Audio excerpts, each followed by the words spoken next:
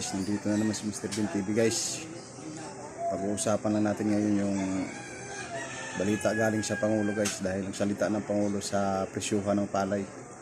Pag binili yung palay para maagapan yung pagtaas ng presyo ng bigas guys.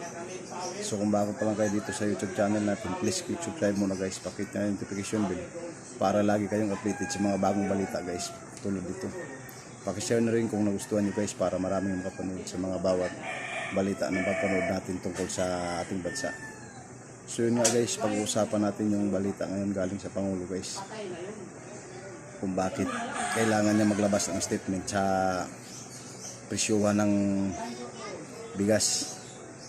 Kasi kailangan talagang gumawa ng aksyon ng Pangulo para maagapan ang presyo ng palay natin ngayon.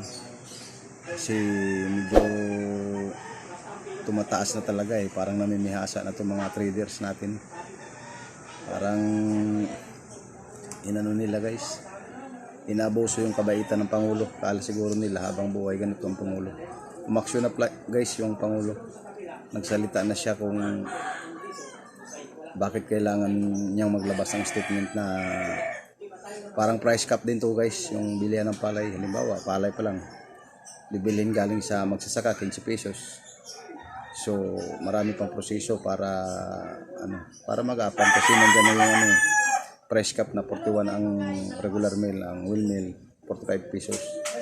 Kaya kailangan talagang bantayan. So ito guys, panoorin natin yung sasabihin ng Pangulo guys.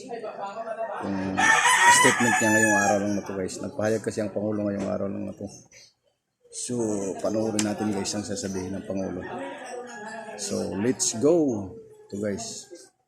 Nagtawag ako ng meeting ng NFA Council para tignan ang paano nang pwedeng gawin para ang presyo ng pambili ng NFA sa palay, yung wet at saka yung dry, ay kailangan natin tignan dahil nagbago na ang sitwasyon. Nag-decide kami na ngayon ang buying price ng NFA mula ngayon ay sa dry ay 19 to 23. Ang wet ay magiging 16 to 19. Yun ang aming ginagawa nang masiguro na makapagbigay naman tayo ng magandang hanap buhay sa ating mga magsasaka. Kaya mabuti naman, maganda naman. Ang production cost naman ng mga farmer ngayon nasa 14, 15. So meron na silang pagkikitaan.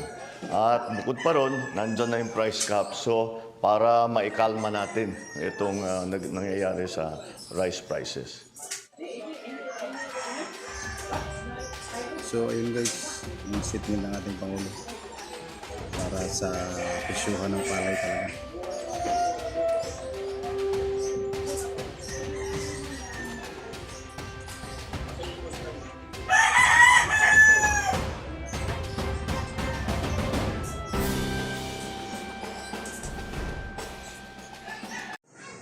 So ayun guys, napanood na natin yung statement ng Pangulo. Anong masasabi nyo dito guys? Umaksyon na ba ang Pangulo? Parang napuno na yata yung Pangulo guys, kaya gumawa siya ng aksyon talaga kung magkano ang presyuhan ng palay. Talagang tutok ngayon si Pangulong Bongbong Marcos guys sa mga magsasaka natin. Kasi nakala nila yung Pangulo walang alam. Kala nila walang alam yung Pangulo. Di ba nagsalita na yung Pangulo natin guys na bago niya bibitawan, okay na ang lahat. Kaya yung mga bumabati ko sa kanya, tigilan nyo na. Kaya nagsalita ng Pangulo noon pa na bago niya bitawan ang posisyon ng Department of Agriculture, sa kanya nalagyan ng sekretary kung maayos na ang lahat. Katulad ngayon, mataas yung presyo ng palay, siyempre kailangan niya munang hawakan yan para mamanage ang maayos ang Department of Agriculture. Kaya yung pumupuna, bumabati ko sa Pangulo, tigilan nyo na yan. Mag-isip na kayo ng ibabato kung anong ibato sa ating Pangulo. Dahil magpresidente muna kayo bago kayo mambatikos. Hindi yung puro kayo puna. Wala naman kayong naitulong sa bansa. Kaya tigil-tigilan nyo na yung pagpuna sa ating mahal na Pangulo, dahil hanggang dyan lang kayo. Isipin nyo, 5 years pa, nakaupo si President Bongbong Marcos. Baka ma-stroke na kayo sa kaka-stress kung ganyan kayo, panay puna. Matay na kayo sa stress pag ganyan kayo. Kaya tigilan nyo na yung mga pambatikos nyo, pangpuna na walang alam na magiging sekretary ng Department of Agriculture. Walang alam, puro kayo walang alam.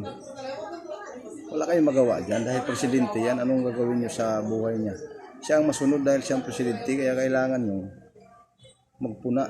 Yung ibang mga vlogger din, smugglers daw. Ang founder, si First Lady ang smugglers. Siya po si Speaker Romualdez, tambalos-los daw. May mga vlogger na mga balagbag eh.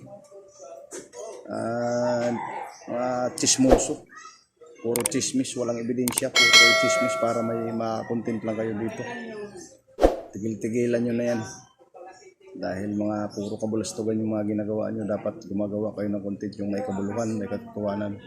Hindi puro chismis, nagiging marites na kayo. Vlogger kayo na walang kakwinta-kwinta. Yung mga niniwala sa inyo, nanonood, puro mga balagbag din yung utak katulad ng kinokontent mo. Tigilan nyo na yan dahil walang mangyayari sa Pilipinas kung ganyan kayo lagi ang agrumento.